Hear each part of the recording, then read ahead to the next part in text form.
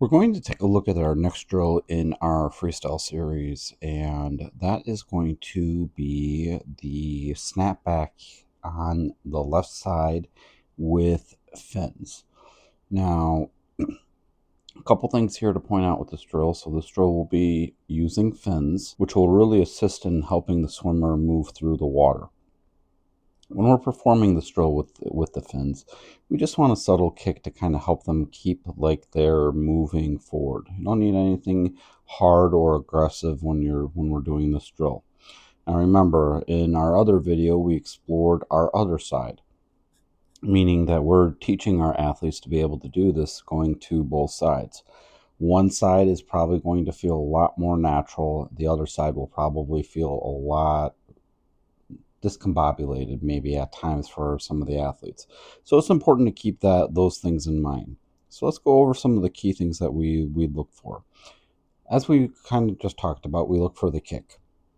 The kick here, we'd like to see the feet being at the surface, and we want to watch here kind of at times. Sometimes some of our athletes can kick out of the water up a little too high like this. We want to keep everything to be just kind of right here, right about at the surface. No more, no less. When we're also looking at the kick, one thing that we want to watch for is just what we kind of would say is a very natural bend in the knee.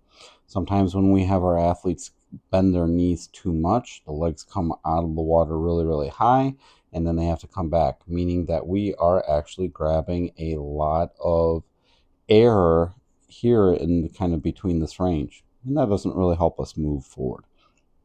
When we have that natural bend in the knee, that'll kind of tell us here that we are kicking from the hip, and that's exactly what we want. When we have this kick going from the hips, that's something we really like. So now let's go up and take a look. So here we kind of see when the athlete returns, we go a little flat. He's going to open up, and then we're going to take a really quick breath. So let's take a look at just hips and shoulders here are a little popped, which we really love to see. Head positioning here is pretty good. A little high. This is the athlete's non-dominant side. And for saying that it's high, we're kind of being picky here. This is actually relatively decent head positioning. You kind of want to think about the analogy of kind of having your head on a pillow. So kind of here, the crown of the head we'd like to see just be a little bit lower than where it is right now. But the athlete does a relatively good job. We would be looking for the goggle line to stay along the surface of the water. We're going to take a quick breath and then return that head to be then going back into the water. Boom. Doing a great job right there with that. And we're just going to exhale underwater, take a breath, and then return. So overall, our athlete's doing a pretty good job for this being on their non-dominant side. This drill also requires a lot of core engagement as well. Taking a look underwater, we're going to just look at the legs. So here, just again, we have fins and we've got a lot of turbulence going on, which is what we kind of would expect to see. So when we see our athletes kicking, just again, some of those key points that we look for is going to be just kind of, again, that natural bend in the knee. We don't want anything to be very excessive, meaning then that kick here should come from the hips, and we should be looking for turbulence up at the surface. That's usually a great indication that we've got our legs in a really good spot. So we're going to transition and switch over to a return view here. Another thing that we want to look for is going to be the lead arm, so to say, right here.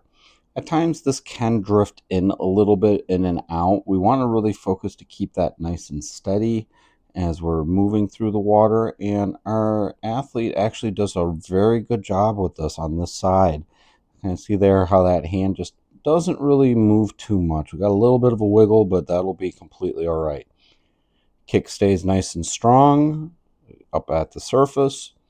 When we take the breath, we open up a little bit, and then we return in. Now, this is something we talked about also on the other side, but we want you to keep awareness of when athletes, younger athletes, we would look for them when they return to the water so that the head stays in the water.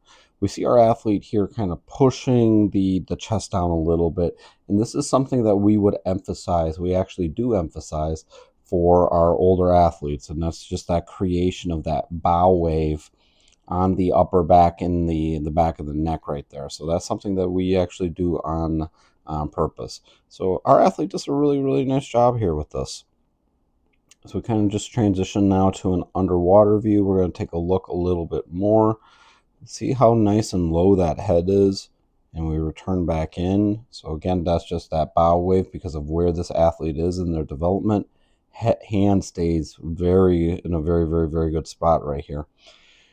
We don't see any kicking under the body. So overall, we really like what our athletes are doing here. So make sure that you're also working with your athletes, as deficiencies are going to be present. That doesn't mean that your athletes are not going to be good at it. Sometimes some of these drills just take a little bit of time, patience, and also practice. If you found value out of this, be sure to drop a like and subscribe.